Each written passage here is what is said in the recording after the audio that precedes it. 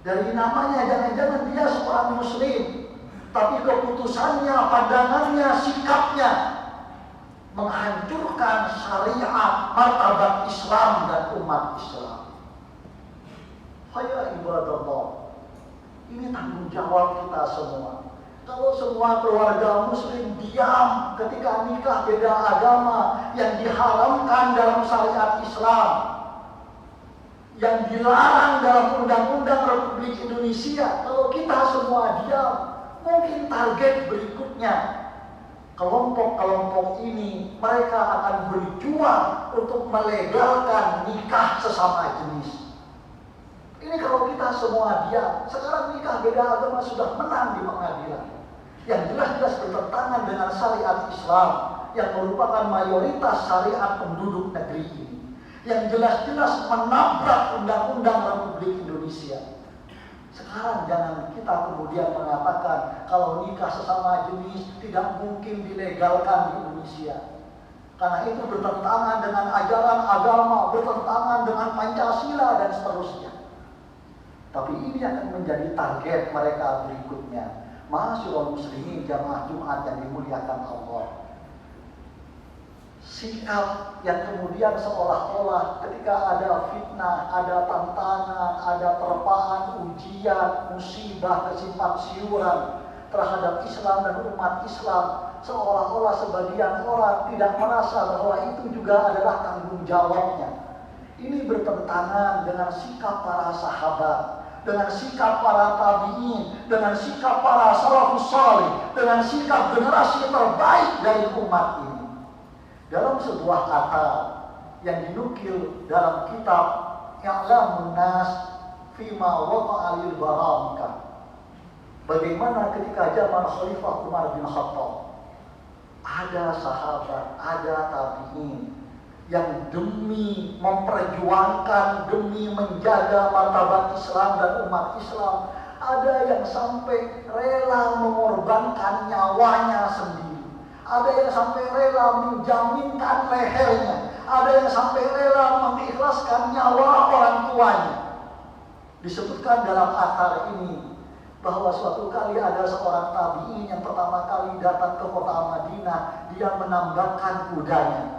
Kemudian ada orang tua yang lewat, kemudian dikagetkan oleh kuda itu. Orang tua tadi kaget mengambil batu dan memukul kepala kuda itu sekeras-kerasnya sampai kuda itu mati seketika. Maka tabi'in pemilik kuda itu karena emosional dan spontan mengambil batu tersebut, dilempar ke kepala orang tua itu, dan orang tua itu juga diwafatkan oleh Allah. Maka dua pemuda, anak dari orang tua yang wafat itu, kemudian membawa tabi'in yang telah membunuh, melempar kepala orang tuanya sampai diwafatkan Allah itu ke hadapan Amirul Mukminin Umar bin Khattab, menuntut keadilan syariat Islam untuk dikisos. Amirul Mukminin Umar bin Khattab bertanya kepada tabi'in, "Wahai saudaraku, benarkah engkau yang melakukan tindakan ini?" Tabi'in tadi mengatakan, "Ya Amirul Mukminin, benar, saya yang melakukan, kronologisnya seperti ini." Maka demi Allah, demi kemuliaan Islam, tegakkanlah kisos, tegakkanlah syariat Allah kepada saya.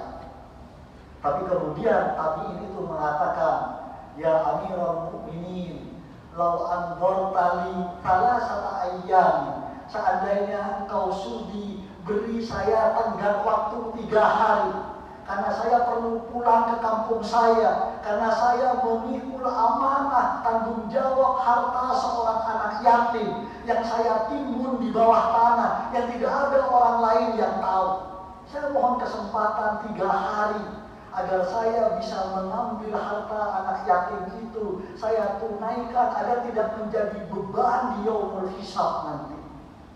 Amirul Mukminin Umar bin Khattab kemudian berkata, "Kami tidak tahu di mana rumahmu, kami tidak tahu kemana akan mencarimu. Bagaimana kami bisa yakin? Siapa yang akan menjadi jaminanmu kalau setelah 3 hari engkau akan kembali ke Madinah untuk menjalani hukuman kisos?" Semua diam. Dan di tengah kesunyian itu, seorang sahabat mulia Abu Dzar Al-Ghifari mengatakan, "Ya Amirul Mukminin, saya yang akan menjaminkan diri saya, nyawa saya untuk 3 hari untuk saudara saya ini, agar ia bisa menunaikan amanahnya, tanggung jawabnya atas harta anak yatim itu. Kalau dalam 3 hari itu dia tidak kembali, saya akan sodorkan leher saya untuk ditebas sebagai kisos untuk orang tua dari 2 pemuda ini." Faya ibadallah, 3 hari kemudian selepas sholat asar, semua sahabat, semua tabi'in di kota Madinah berkumpul di halaman Masjid Nabawi, menunggu dengan harap-harap cemas apakah tabi'in tadi akan kembali datang ke kota Madinah untuk menjalani hukuman kisos. Ketika matahari semakin terbenam, tabi'in itu tidak kunjung datang. Amirul Mukminin Umar bin Khattab mendudukkan sahabat Abu Dzar Al-Ghifari radhiyallahu anhu di tengah kerumunan untuk siap-siap menjalani kisos. Tapi begitu matahari akan terbenam, semua orang melihat di padang pasir di kejauhan ada sesosok yang lari sekuat tenaga, jatuh bangun, bangkit lagi, ingin segera tiba di kota Madinah. Dan ketika orang itu tiba, ternyata adalah tabi'in tadi yang dengan kakinya bengkak, luka-luka, dengan badan yang kotor, dengan padang pasir. Dia datang ke kota Madinah untuk menjalani hukuman kisos. Maka ketika Al-Ghorjo mengangkat pedangnya, Khalifah Umar bin Khattab kemudian meminta waktu kepada Al-Ghorjo, hanya ingin bertanya kepada tabi'in tadi, "Wahai sahabatku, katakan kepada kami, mengapa engkau mau bersusah payah lari dari kampungmu sekuat tenaga, jatuh bangun sampai kakimu bengkak dan luka-luka, untuk datang ke sini untuk menjalani, menjemput hukuman kisos? Padahal kalau kamu lari, kami juga tidak tahu kemana mencarimu. Tidak ada di antara kami yang kenal denganmu atau tahu kampungmu." Maka tabi'in tadi mengatakan, "Wahai Amirul Mukminin, saya hanya tidak ingin orang-orang di luar sana menghina Islam dan umat Islam, bahwa di antara umat Islam ada orang-orang yang nyari enaknya sendiri, yang nyari selamat sendiri, yang tidak peduli bahwa ketika ada saudaranya yang sudah rela menjaminkan nyawa dan lehernya demi orang yang dipercaya ini. Saya tidak ingin orang-orang di luar sana menghina Islam dan umat Islam." Semua sahabat, semua tabi'in yang hadir meneteskan air mata. Umar bin Khattab Amirul Mukminin kemudian menoleh kepada Abu Dzar Al-Ghifari, "Wahai sahabatku, wahai sahabat Nabi yang mulia, katakan pada kami, mengapa engkau sudi menjaminkan nyawamu dan lehermu untuk saudaramu ini yang bahkan engkau tidak pernah ketemu sebelumnya?"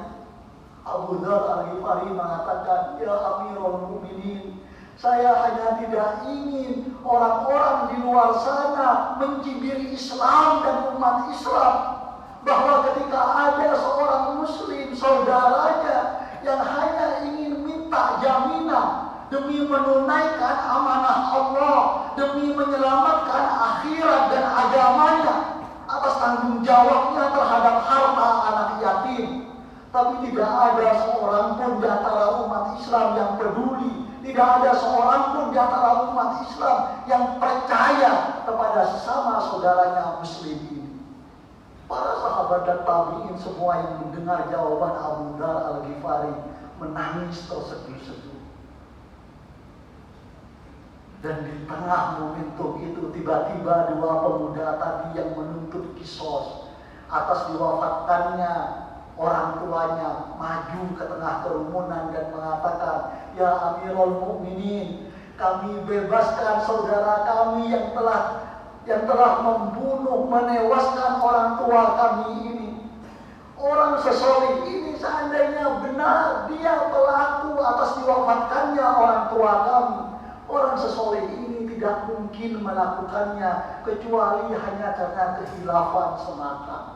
Ya Amirul Mukminin, kami juga tidak sudi kalau orang-orang di luar sana sinis pada Islam dan umat Islam, bahwa di antara umat Islam sudah tidak ada lagi permaafan, kelapangan dada dan ukhuwah. Faya ibadallah, di masa sahabat, di masa tabi'in, di masa salafus salih, semua orang yang beriman menyadari menjaga martabat Islam dan umat Islam adalah tanggung jawab setiap orang yang mengaku beriman kepada Allah dan beriman kepada hari akhir. Barakallahu li wa lakum fil Qur'anil Karim wa nafa'ani wa iyyakum bima fihi minal ayat wa dzikril hakim wa taqabbalallahu minni wa minkum tilawata innahu huwas samiul alim.